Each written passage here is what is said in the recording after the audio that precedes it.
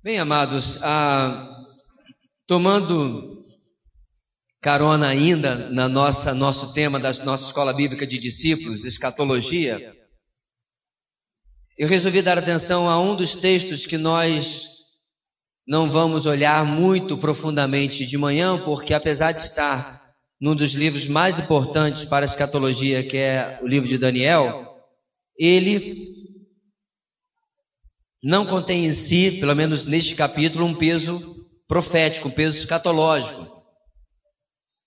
Então nós vamos olhar as outras lições maravilhosas que esse texto tem para nós essa noite, que é Daniel capítulo 3. Então quero convidar você a abrir a sua Bíblia, quando nós vamos meditar sobre o tema Encarando oposição no poder de Deus. Encarando oposição no poder de Deus. Esse texto, meus irmãos, ele é assim curioso, porque eu tenho o mesmo sentimento quando eu preguei na última vez sobre a Arca de Noé. Porque são algumas passagens que são tão típicas de serem usadas para a história de crianças, que quando a gente vai usar numa mensagem para adultos, eu pelo menos fico com esse sentimento curioso. Eu me lembro até que da última vez que eu preguei no texto da Arca de Noé, eu preguei num período de alguns meses aqui e preguei lá na Igreja Batista Jardim de Deus. Antes de pregar, eu até coloquei uma música de crianças que falava sobre a Arca de Noé. Bem, essa noite eu não vou passar uma musiquinha sobre Daniel capítulo 3, mas junto com Daniel na cova dos leões, são duas passagens curiosas que a gente sempre vê muito lembrada quando se fala para as crianças. Mas esse texto, como eu disse, é muito conhecido. É a experiência em que Daniel não participa. É o único capítulo de Daniel, do livro, em que ele não está presente. Provavelmente ele estava longe, viajando ou coisa parecida, resolvendo algum dos assuntos do reino, uma vez que ele já estava numa posição bem de destaque no reino por causa dos acontecimentos do capítulo 2, mas os seus 3 amigos estavam lá presentes. E é em torno deles, de Nabucodonosor, o rei, e de uma estátua que ele faz, uma imagem, melhor dizendo, que ele faz, é que o assunto se transcorre. Mas antes de nós lermos, vamos dar uma rápida lembrada para aqueles que faltaram hoje de manhã à escola bíblica, do que acontece no capítulo anterior. Parece aqueles seriados, né? No último capítulo. O que aconteceu? Daniel, com cerca de apenas 16 anos de idade, ele interpreta o sonho de Nabucodonosor sem saber qual era o sonho, porque ele não contou para ninguém, mas obrigava que fosse interpretado, senão ia morrer todo mundo. E ele interpreta o sonho que vimos hoje de manhã da estátua que possuía a cabeça de ouro, o peito e os braços de prata, os seus quadris de bronze, as pernas de ferro e os pés de uma mistura de ferro e barro. E Daniel, instruído por Deus, revelado a ele por Deus, revela ao rei Nabucodonosor que ele era a cabeça de ouro daquela estátua. E que as outras partes eram outros reinos que viriam depois dele. E é só que nós temos aí. E por causa daquilo, Daniel é colocado em alto cargo do reino. Ele é honrado com algum tipo de riqueza que o rei dá a ele. E ele, não se esquecendo dos seus amigos, os 3, aos quais ele havia pedido que intercedesse por ele, ele consegue para esses 3 amigos que eles também recebam cargos de destaque ali na província da Babilônia. Bem, há de se esperar que, tendo sido esclarecido algo que o atormentava pela mão de Deus através de Daniel, Nabucodonosor fosse se tornar um cara piedoso, não é verdade? Um cara devotado. Fosse abandonar a idolatria, abandonar os deuses falsos e dedicar-se ao Deus de Judá, ao nosso Deus, ao Deus de Daniel. Bem, as pessoas às vezes, meus irmãos, não chegam lá aquele momento em que abre mão da religiosidade, abre mão da tradição. Ah, porque desde a época da minha avó, nossa família é assim. As pessoas às vezes não abrem mão disso com tamanha facilidade, só porque alguém falou de um sonho que ele teve. Da mesma forma foi com Nabucodonosor. E não vai ser agora também no capítulo 3 que a ficha vai cair.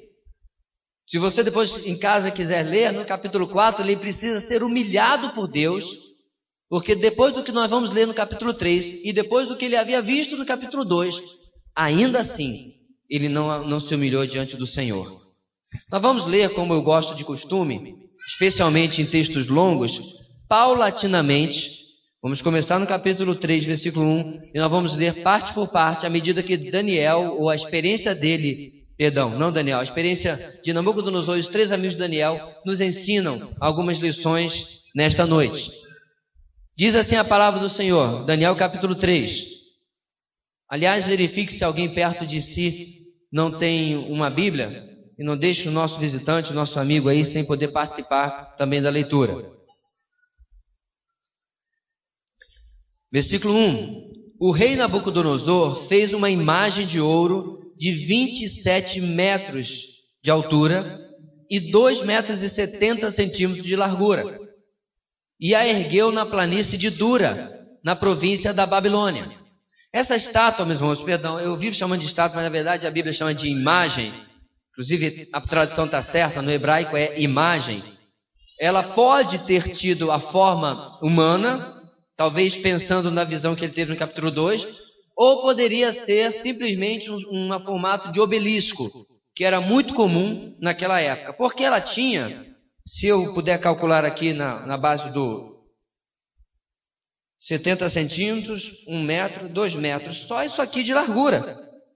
E aqueles que vão ouvir essa mensagem na internet tem que calcular em casa o que dá 2,70 metros.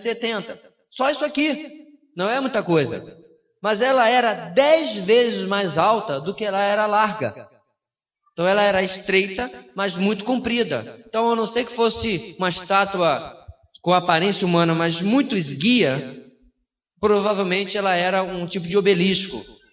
E ela era também, ela se localizava com uma fornalha embaixo.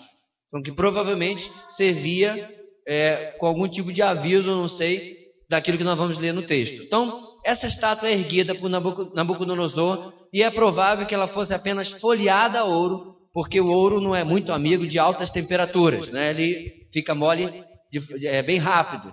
Então, ele era provavelmente apenas folheado a ouro e não na parte da fornalha. Versículo 2. Depois convocou os sátrapas, os prefeitos, os governadores, os conselheiros, os tesoureiros, os juízes, os magistrados e todas as autoridades provinciais para assistirem à dedicação da imagem que mandara erguer. Então veja bem, isso aqui não é uma festa para o povão, é só para o pessoal da elite, né? Os bajuladores, pessoal do cargo comissionado. O pessoal que ficava ali, participou da eleição do Nabucodonosor, panfletou na rua, deu santinho, né? E agora estava junto com ele ali, só comendo do bom e do melhor no reino. Mas são esses que são convocados para essa consagração. Assim todos eles, sátrapas, prefeitos, governadores, conselheiros, tesoureiros, juízes, magistrados e todas as autoridades provinciais se reuniram para a dedicação da imagem que o rei Nabucodonosor mandara erguer e ficaram em pé diante dela. Então o arauto proclamou em alta voz: esta é a ordem que lhes é dada, ó homens de todas as nações, povos e línguas. Quando ouvirem o som da trombeta, do pífaro, da cítara, da harpa, do saltério, da flauta dupla e de toda espécie de música, prostrem-se em terra e adorem a imagem de ouro que o rei Nabucodonosor ergueu. Quem não se prostrar em terra e não adorá-la, será imediatamente atirado numa fornalha em chamas.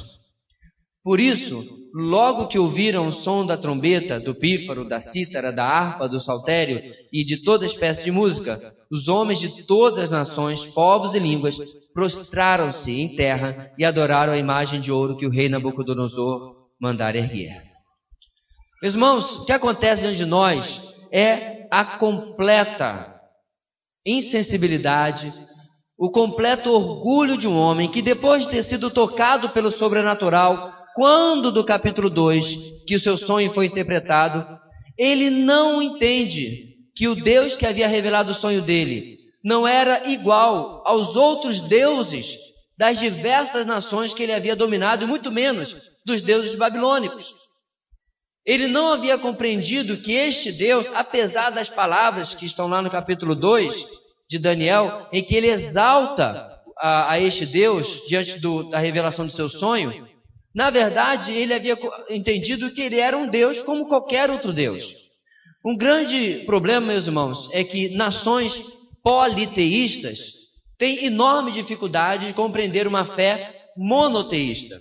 Ou seja, nações que adoram a diversos deuses, por exemplo, o hinduísmo, tem nada mais, nada menos que 200 milhões de deuses. Eu não sei nem como é que eles fazem para lembrar o nome de tanta gente, né?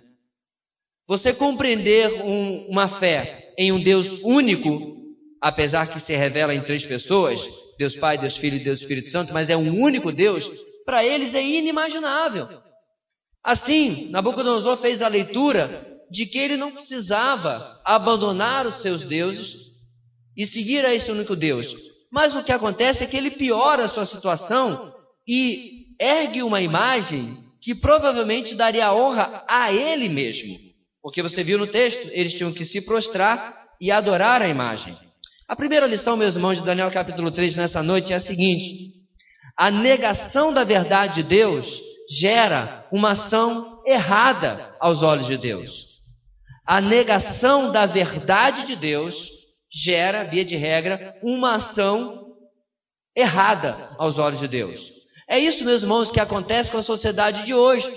Toda vez que a verdade de Deus é negada, se dá as costas a ela, o que vai acontecer na vida daquele ser humano, o que vai acontecer na vida daquele país, é afastar-se cada vez mais da vontade de Deus e tomar ações equivocadas. Meus irmãos, os Estados Unidos, que foi um país que não foi fundado por protestantes, como muita gente quer fazer crer, porém, foi fundado por uma maioria, sim, evangélica ou protestante, e que desde a sua fundação tinha um pensamento teísta, um pensamento voltado para o temor a Deus. Com o crescente do humanismo e do materialismo, e obviamente sendo um país democrático, por volta da década de 50, proibiu que nas escolas públicas, não particulares e confessionais, mas nas públicas, se tivesse qualquer tipo de reunião religiosa, oração ou leitura bíblica. Nada, não pode mais.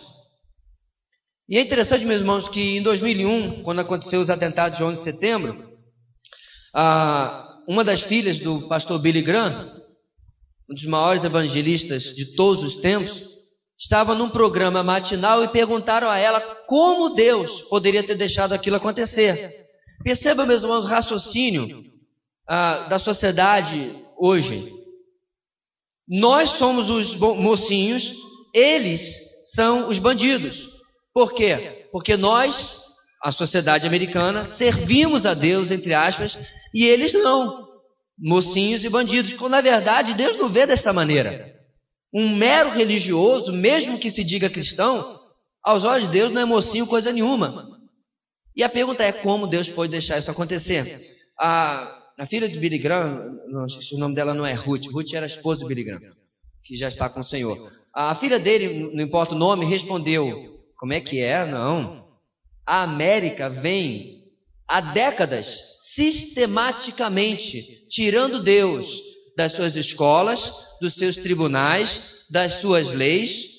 E quando algo como o que aconteceu acontece, é Deus que nos abandonou ou nós que viemos há muito tempo abandonando a Deus? E, meus irmãos, isto é verdade sobre praticamente qualquer país do nosso mundo de hoje. E a negação da verdade vai produzindo cada vez mais a institucionalização da impiedade. Eu ainda não peguei essa cartilha, mas eu acredito que não seja mentira, porque os sites e blogs que eu vi isso são confiáveis. O atual ministro da Saúde publicou uma cartilha ensinando o uso de um medicamento abortivo e proibido por lei. Eu não estou entendendo mais nada. É a institucionalização da impiedade, em que verba pública e autoridade governamental são usadas para colocar uma agenda acontecendo e tentar a mesma coisa, né, com a cartilha, kit gay, sei lá como é que a gente chama aquele negócio, não importando aquilo que a lei e muito menos a opinião pública dizia. E aí eles querem empurrar a agenda, né, goela abaixo, por assim dizer, com uma institucionalização da impiedade. Dá uma olhadinha no que Paulo fala, meu irmão, em Romanos, capítulo 1. Paulo começa a falar na sua carta magna, né, ou a carta magna do cristianismo, e ele nos ensina algo interessante sobre a questão do que está acontecendo na sua época e hoje também, onde os homens estão abandonando a verdade e dando ouvidos à mentira.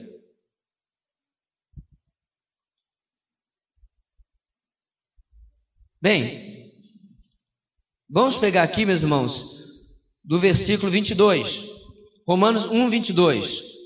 Dizendo-se sábios, tornaram-se loucos, e trocaram a glória do Deus imortal por imagens feitas segundo a semelhança do homem mortal, bem como de pássaros, quadrúpedes e répteis. Primeira coisa que Paulo está falando aqui, idolatria.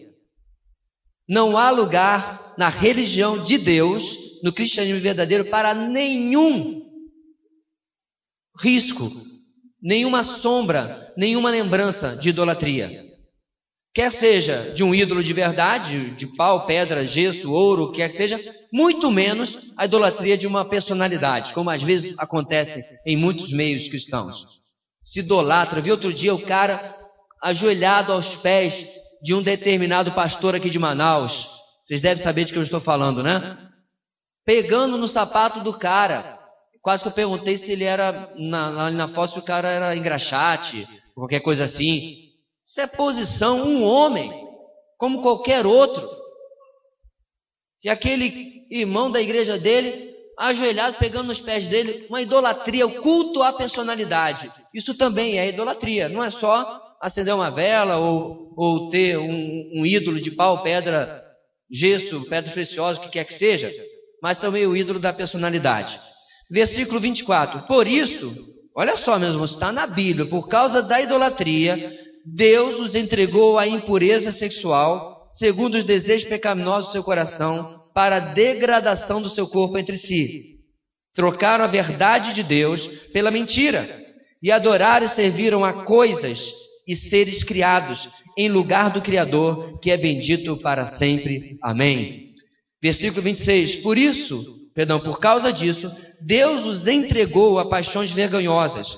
Até suas mulheres trocaram suas relações sexuais naturais por outras, contrárias à natureza. Da mesma forma, os homens também abandonaram as relações naturais com as mulheres e se inflamaram de paixão uns pelos outros. Começaram a cometer atos indecentes, homens com homens, e receberam em si mesmos o castigo merecido pela sua perversão. Além do mais, visto que desprezaram o conhecimento de Deus, Ele os entregou a uma disposição mental reprovável para praticarem o que não deviam. Meus irmãos, o texto é claro que há um abandono da verdade na sociedade de Paulo há 1900 e poucos anos atrás e que se estende até hoje. E não vai melhorar. Eu tenho falado em várias mensagens, meus irmãos, não espere esse ufanismo, esse triunfalismo que muitas vezes você vê em alguns livros, até evangélicos, de que você vai evangelizando e a sociedade vai se convertendo e você vai elegendo mais políticos evangélicos. Nada disso vai melhorar a nossa sociedade, porque a Bíblia já decretou que a nossa sociedade vai de mal a pior, enganando e sendo enganado, e que um abismo vai chamar outro abismo, até que Deus dê fim a essa situação. Amém, meus irmãos? Então, vamos crer na Bíblia e não nesse ufanismo que às vezes a gente vê aí em algumas pregações, porque ela já decretou que é assim que vai acontecer. Pastor, então a gente não vai conseguir melhorar a nossa sociedade, torná-la mais justa. Meus irmãos, eu creio no que a Bíblia diz. Eu creio que não adianta se você elegesse um presidente que fosse homem de Deus, um presidente da Câmara e do Senado fossem dois homens de Deus, um homem de oração. O sistema é corrompido. E como diz Pedro, o mundo jaz no maligno. Pertence a ele. E não vão ser sociedades do mundo, ou melhor, organizações do mundo que vão resolver o problema do Brasil, que é um problema espiritual, e do mundo todo, como assim se pode falar. Então o texto mostra, meus irmãos, que Nabucodonosor, abandonando a verdade de Deus, a semelhança da que acontece hoje, o que vai acontecer depois? Ações que vão perpetuar esse erro. Quando você dá as costas à verdade e abraça com a mentira, ela é como um chumbo, você vai afundar junto com ela, não tem jeito. O texto continua, meus irmãos, no versículo 8, volte aí a sua atenção para a sua Bíblia, diz o seguinte: nesse momento, alguns astrólogos se aproximaram e denunciaram os judeus, dizendo ao rei Nabucodonosor: ó rei, vive para sempre. Tu emitiste um decreto, ó rei, ordenando que todo aquele que ouvisse o som da trombeta, do pífaro, da cítara, da harpa, do saltério, da flauta dupla e de toda espécie de música se prostrasse em terra e adorasse a imagem de ouro. E que todo aquele que não se prostrasse em terra e não a adorasse seria atirado numa fornalha em chamas. Mas há alguns judeus que nomeaste para administrar a província da Babilônia, Sadraque, Mesaque e Abednego, que não te dão ouvidos, ó rei. Não prestam cultos aos teus deuses, nem adoram a imagem de ouro que mandaste erguer. Ninguém gosta de um fofoqueiro, né? Que coisa triste isso aqui. Furioso, Nabucodonosor mandou chamar Sadraque, Mesaque e Abednego. E assim eles foram conduzidos à presença do rei. Nabucodonosor lhes disse: é verdade, Sadraque, Mesaque e Abednego, que vocês não prestam culto aos meus deuses, nem adoram a imagem de ouro que mandei erguer? Pois agora, quando vocês ouvirem o som da trombeta, do pífaro, da cítara, da harpa, do saltério, da flauta dupla e de toda espécie de música, se vocês se dispuserem a prostrar-se em terra e adorar a imagem que eu fiz, será melhor para vocês. Mas se não a adorarem, serão imediatamente atirados numa fornalha em chamas. E que Deus poderá livrá-los das minhas mãos? Meus irmãos, eu acho que esse homem tem uma amnésia. Que Deus, ele já vai ver que Deus, a gente conhece a história, né? Mas eu acho que ele está tão surtado de orgulho e de vaidade, o ego dele está tão inchado que comprimiu o cérebro dele. Porque ele não consegue enxergar que esses são os três mesmos amigos de Daniel que havia feito aquilo que nós conhecemos no capítulo 2, interpretado seu sonho. E assim, meus irmãos, ele dá um ultimato. Ele dá uma chancezinha. Olha, eu vou mandar tocar de novo. De repente vocês são surdos e não ouviram esse monte de instrumento musical, né? A flauta, a cítara, a trombeta. Vamos, fosse só apitinho, mas é um monte de instrumento musical, uma orquestra. De repente vocês não ouviram. Acho melhor dessa vez vocês se prostrarem. A segunda lição, meus irmãos, do texto de hoje, em Daniel capítulo 3, é o seguinte: uma ação errada aos olhos de Deus gera oposição da minoria fiel. Quando, meus irmãos, em primeiro lugar, a negação da verdade gera esta ação errada da parte dos ímpios, da impiedade institucionalizada, essa ação errada, em segundo lugar, vai gerar uma reação, uma oposição minha e sua, da minoria fiel. Daquele remanescente que diz: até aqui, sim, não vai passar mais um segundo, mais um centímetro. Vai vir até aqui e daqui não vai passar. Chega. E, meus irmãos, a sociedade hoje está como está porque nós somos parte de uma igreja enferma. Nós somos parte de uma igreja cristã brasileira doente. O meu consolo, se isso serve de consolo, é que se você olhar no seu boletim, nós temos um pequeno estudo sobre a igreja de Sardes, lá em Apocalipse capítulo 3. E lá da mesma maneira, Jesus critica uma igreja doente, enferma, que tinha uma minoria, um remanescente fiel. E aí, Jesus vira para elas e diz: vocês têm nome de que vive, mas estão mortos. Ou seja, é uma igreja que já estava vivendo na base da tradição. Se nós pegássemos, meus irmãos, um paralelo para o dia de hoje, é a igreja que construiu um bonito templo, que tem muitos membros, que tem muitos eventos, mas falta vida espiritual nessa igreja. E que nós só podemos aprender, meus irmãos, de Apocalipse capítulo 3, que não importa qual é o tamanho da nossa instituição, se a vida de Deus não está ocorrendo na vida dos membros e dela como um todo. Você entende isso? Deus não se impressiona com catedrais. Deus não se impressiona com grandes templos. Deus não se impressiona com grandes posses de uma determinada igreja ou organização. Porque, meus irmãos, quando um organismo, que a igreja se torna uma organização, se torna uma máquina, ela começa a funcionar quase que pelo automático. Para que Deus? Não é verdade? O dinheiro está entrando, está pagando as contas, está contratando as pessoas, está marcando mais eventos. Mas, meu irmão, não se engane. Nós estamos há dias, inclusive, na nossa igreja, em parceria com a Jubaé, ter um evento de treinamento, um evento altamente focado no espiritual.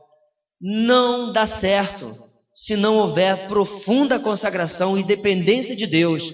Não adianta bons estudos bem agendados, não adianta boa logística, não adianta boa comida, não adianta nada se não houver profunda dependência espiritual.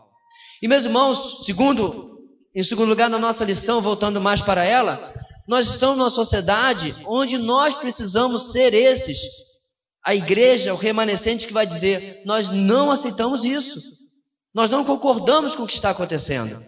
A cada dia nós vamos ver a nossa sociedade indo mais e mais contra a verdade de Deus, aquilo que a palavra de Deus defende. E como você tem se posicionado?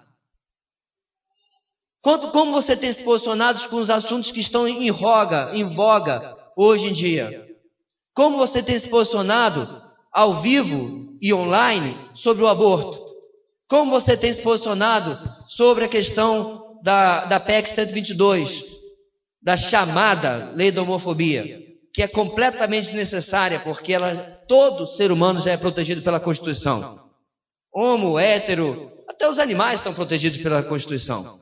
Não há necessidade de uma lei que, na verdade, quer amordaçar qualquer pessoa que seja contra, discorde, não concorde, como todo cristão deveria ser, com comportamento homossexual. Como você se tem colocado sobre a corrupção?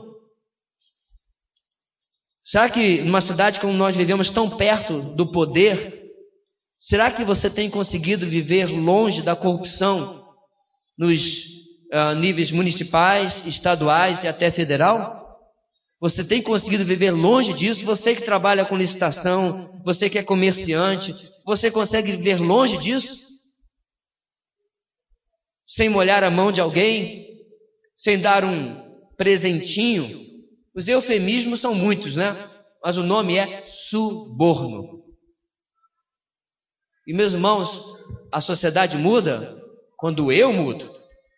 E como cristão, meus irmãos, nós somos os primeiros que devemos dizer não aos erros e o dar de costas à verdade que existe hoje em nossa sociedade. E dizer: eu quero fazer parte, humildemente quero fazer parte de uma minoria fiel. Mesmo que signifique eu perder dinheiro, eu perder pseudo-amigos, que amigos de verdade não são, mas eu manter-me limpo aos olhos do meu Deus. Será que nós temos hoje, meus irmãos, ter a mesma coragem de 3 jovens? Porque se lembra, no capítulo anterior eles tinham cerca de 16 anos. Agora, eles mal chegaram aos 19. É pouco tempo depois. Temos nós, na nossa sociedade de hoje, a mesma coragem desses rapazotes aqui?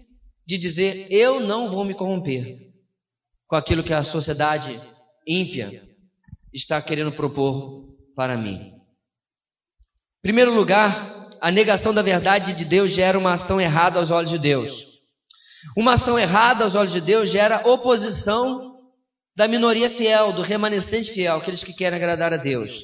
O texto continua no capítulo 3, versículo 16, com a seguinte palavra: Sadraque, Mesaque e Abidnego responderam ao rei: Ó Nabucodonosor, não precisamos defender-nos diante de ti.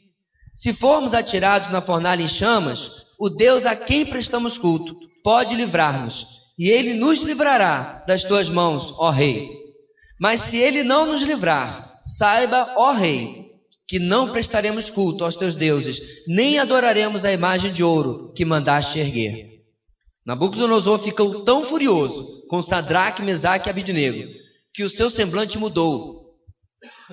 Deu ordens para que a fornalha fosse aquecida 7 vezes mais que de costume, e ordenou que alguns dos soldados mais fortes do seu exército amarrassem Sadraque, Mesaque e Abidnego e os atirassem na fornalha em chamas. E os 3 homens, vestidos com seus mantos, calções, turbantes e outras roupas, foram amarrados e atirados na fornalha extraordinariamente quente. A ordem do rei era urgente, e a fornalha estava tão quente que as chamas mataram os soldados que levaram Sadraque, Mesaque e Abidnego. E estes caíram amarrados dentro da fornalha em chamas. Em terceiro lugar, meus irmãos, os 3 amigos de Daniel nos ensinam o seguinte nessa noite: a oposição da minoria fiel requer um posicionamento firme.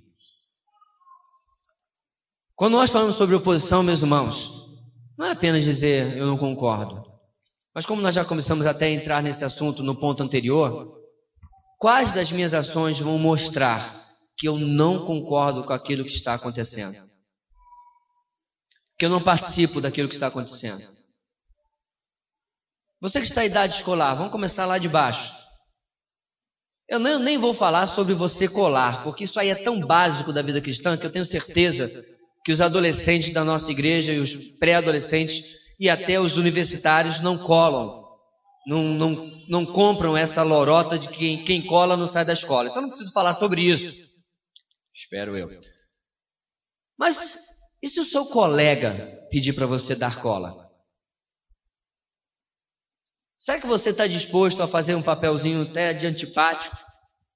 Você não, colega, eu não posso lhe ajudar. Quando ele der aquele olho, que nem aquele lobo desse animado, que o olho sai da órbita assim, em direção à sua prova. Será que você vai ter o posicionamento firme de dizer, me desculpe, mas eu disse não? Porque, meu querido, agir de forma ímpia, ativa ou passivamente, não é lá tão diferente. Quando nós presenciamos o nosso trabalho, a desonestidade, a corrupção, e nós somos convidados a participar daquilo, qual vai ser o meu posicionamento? Hoje de manhã nós falamos uma coisa tão óbvia, né? Você é encarregado ali de atender o telefone, você é assessor, secretário ou qualquer coisa assim, e aí o telefone toca e o seu chefe já tinha dito, olha, avisa que eu não estou. E aí? Hoje de manhã nós falamos, meus irmãos, que há um pensamento já corrente no meio evangélico de que esse é uma mentira, mas você está obedecendo uma autoridade. Espera aí. Volte para a Bíblia e veja, meus irmãos, que não há sequer um exemplo de alguém que na desculpa esfarrapada de estar obedecendo uma autoridade agiu contra a vontade de Deus.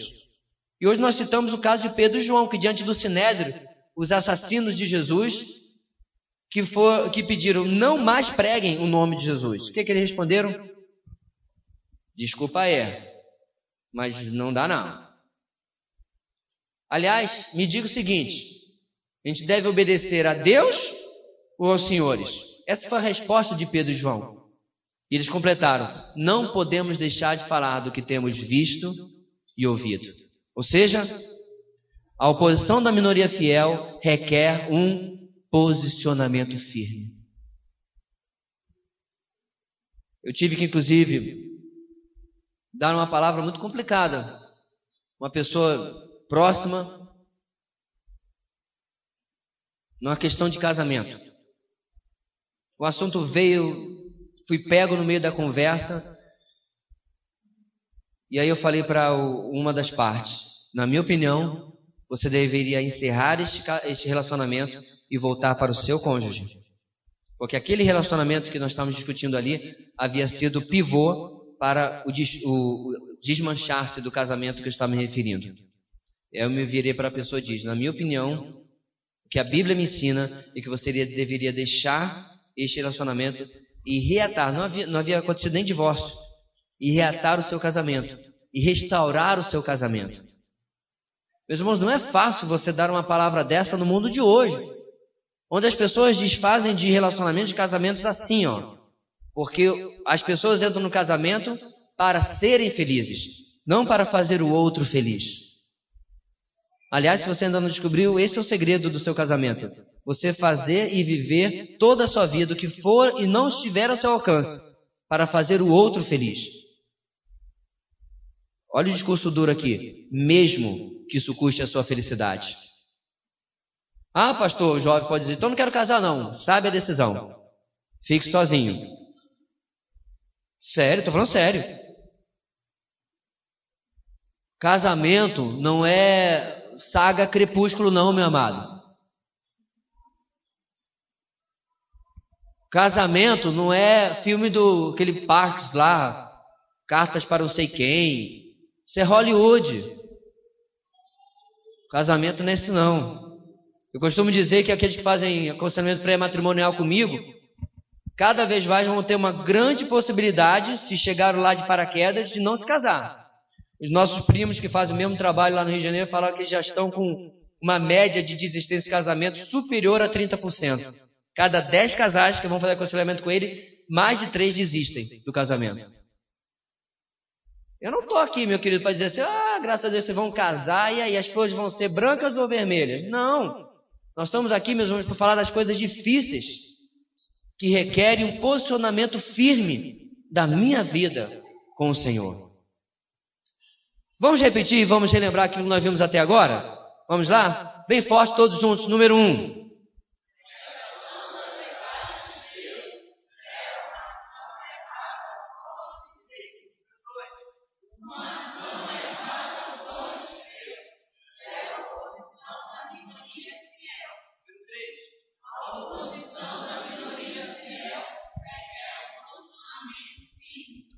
Só que o texto não acabou. Quem foi criança em igreja sabe, né? Desse texto aqui de cor e salteado. Mas nós adultos também sabemos. Versículo 24 para nós terminarmos.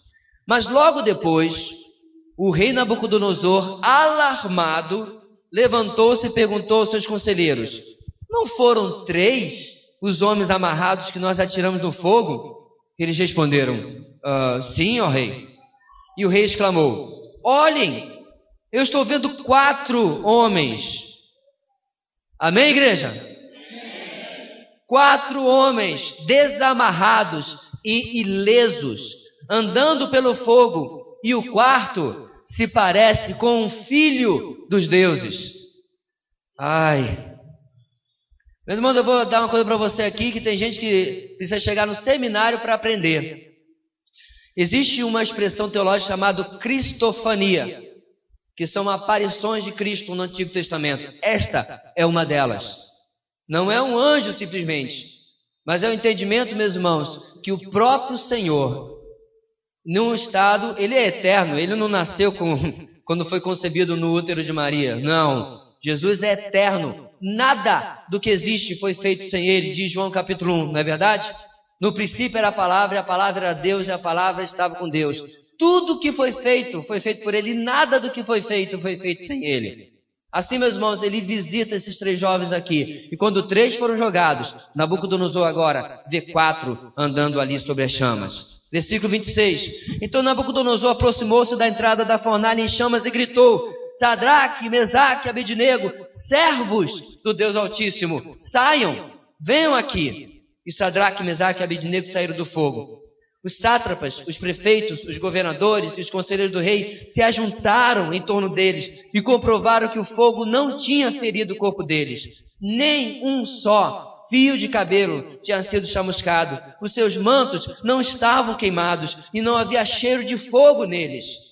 Disse então Nabucodonosor: louvado seja o Deus de Sadraque, Mesaque e Abednego, que enviou o seu anjo e livrou os seus servos.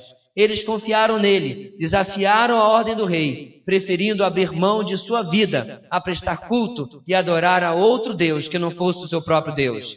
Por isso, eu decreto que todo homem de qualquer povo, nação e língua que disser alguma coisa contra o Deus de Sadraque, Mesaque e Abidnego seja despedaçado e sua casa seja transformada em montes de entulho, pois nenhum outro Deus é capaz de livrar alguém dessa maneira. Então o rei promoveu Sadraque, Mesaque e Abidnego na província da Babilônia. Quarto e último lugar nessa noite, meus irmãos, um posicionamento firme requer dependência na intervenção sobrenatural de Deus.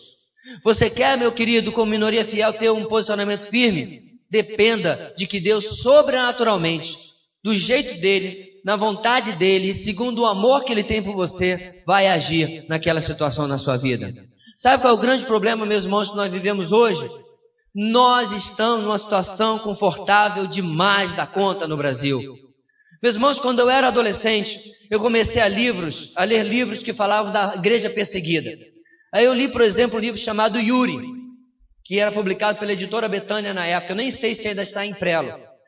E o livro Yuri conta a história de um soldado russo, na época do comunismo, que foi torturado. Ele, por exemplo, pegava o Yuri e colocava em plena Sibéria, com os pés dentro de um balde cheio d'água, até que a água solidificasse, para que ele negasse a Cristo. Depois o tiravam de lá e colocavam em uma estufa com temperaturas acima de 40 graus, para que ele negasse a Cristo. E em nenhum momento ele negava. E eu comecei a ler esse livro, meus irmãos, e eu comecei a olhar ao meu redor e dizer, alguma coisa está errada. Por que essas pessoas sem liberdade, que não têm condição de construir uma igreja, de alugar um prédio, servem a Deus com tamanha dedicação? E hoje, aqui na década de 80, onde eu estava, a igreja brasileira está desse jeito. E aí, meus irmãos, eu comecei a olhar também para Atos e ver que quanto mais se perseguia a igreja, mais ela crescia. Aí eu li que Paulo diz, eu estou preso, mas a palavra de Deus não está presa. E ela se espalhava por todo o Império Romano. E aí eu aprendi uma frase de um dos pais da igreja, que é a geração após os apóstolos. O sangue dos mártires é semente do cristianismo. Eu juntei todas essas peças e sabe o que eu pensei, meus irmãos? O Senhor manda uma perseguição no Brasil. Acaba com a nossa liberdade. E eu continuo pensando a mesma coisa, meus irmãos. Há 4 meses atrás, mais ou menos, eu li uma entrevista feita com 3 pastores chineses. E uma das perguntas que fizeram aqueles pastores foi a seguinte: vocês oram para que a liberdade plena surja na China e a perseguição acabe? Eles olharam um para os outros, dizia a entrevista escrita, e disseram, não. Se isso acontecer, o número de templos e até de cristãos pode crescer na China, mas a qualidade da vida espiritual vai automaticamente cair. E não é o que nós vemos no Brasil hoje? Toda hora alguém abre uma loja, lasca um nome lá, Igreja Evangélica Cuspe Santo. E começa a pregar aquele evangelho meia boca, aquela salvação pelas obras, porque quando você conta com Deus por aquilo que você faz, é salvação pelas obras. E quando você quer pregar o evangelho verdadeiro, o evangelho que diz, você é pecador. Como pecador, meu querido, sinto muito, mas a Bíblia diz que você está eternamente condenado ao inferno. Mas o dedo maior da mão, Jesus morreu na cruz, pelos seus pecados. Você recebe a Jesus em troca dos seus pecados, em arrependimento, e você é salvo. 5 dedos e o evangelho puro está pregado. Não há prosperidade, não há vitória constante. Eu quero ver pregar isso lá na China, onde as pessoas estão tendo que pagar preço. E sabe o que, querido? A igreja chinesa dobra a cada 8 meses. Ela já é milhões de irmãos maior do que a igreja brasileira. E começaram depois da gente. O que está errado com a igreja brasileira? Nossa situação é confortável demais. Nós temos muita moleza. O máximo que acontece, querido, na minha época, quando eu era adolescente, Era alguém passar e dar uma risadinha quando a gente estava ali. Nós ficávamos no auditório, no encontro jovem da escola, que era uma porta grande, de vidraçada como essa nossa assim. De vez em quando alguém passava assim, botava o olho e saía rindo. Essa era a perseguição que a gente tinha. A escola deu o auditório para nós reunirmos todo o recreio. Quando alguém precisava do auditório na hora do recreio, o professor Hugo vinha nos avisar, ou avisava a nossa líder: olha, tal e tal dia não vai poder usar o auditório porque vai ter uma reunião. Nós nos reunimos em algum lugar do pátio. Ia nos avisar, numa escola da aeronáutica. Nós temos moleza demais. O que você tem feito, querido, com a sua liberdade? Ninguém vai lhe amarrar para jogar numa fornalha. Ninguém vai lhe jogar numa masmorra escura. Dificilmente você sequer perderá o seu emprego por causa da sua fé. Ninguém vai fazer com você o que estão fazendo com nossos irmãos que se convertem do islamismo. Eles são sumariamente deserdados. Eles saem de casa com a roupa do corpo, perdem tudo. Eu conheci um pastor, meus irmãos, quando estava lá em Singapura, naquele curso, pastor de uma igreja no Cairo, no Egito. Ele contou a história de um irmão que a família tinha vários ateliês de alfaiate, uma grande família de tecelãos, e ele se converteu, aceitou a Jesus como seu único e suficiente Salvador, e deu as costas a uma fé que já vinha de mais de 200 anos do islamismo. E ele foi sumariamente deserdado. Ele que tinha direito a uma herança de fortunas, não tinha nada, a roupa do corpo da noite para o dia. Mas aí, meus irmãos, aí o cristianismo verdadeiro acontece. A igreja alugou uma loja, os irmãos doaram rolos de tecido, cada irmão fez a primeira encomenda e ele pôde começar o seu próprio negócio, porque a igreja do Senhor o ajudou. Mas voltando ao que aconteceu, quando você aceitou Jesus, alguém lhe trancou do lado de fora da sua casa? Alguém lhe colocou para fora do seu emprego? Os seus pais pararam de falar de vez com você? Acho que não. Sadraque, Mesaque e Abednego, meus irmãos, nos mostram em último lugar que se você começar a tomar esse espaço, você vai experimentar em alguns lugares situações proporcionalmente iguais aqui na nossa situação. E você vai precisar depender cada vez mais de Deus. Você está preparado? Você está pronto? Você está disposto a ser instrumento de Deus de mudança na nossa sociedade? A se posicionar com respeito, muita humildade e muita sabedoria, porém firme na verdade, contra aquilo que está errado na nossa sociedade aos olhos da palavra de Deus. Não citando algum líder religioso, muito menos eu, por favor. A palavra de Deus. Você está disposto?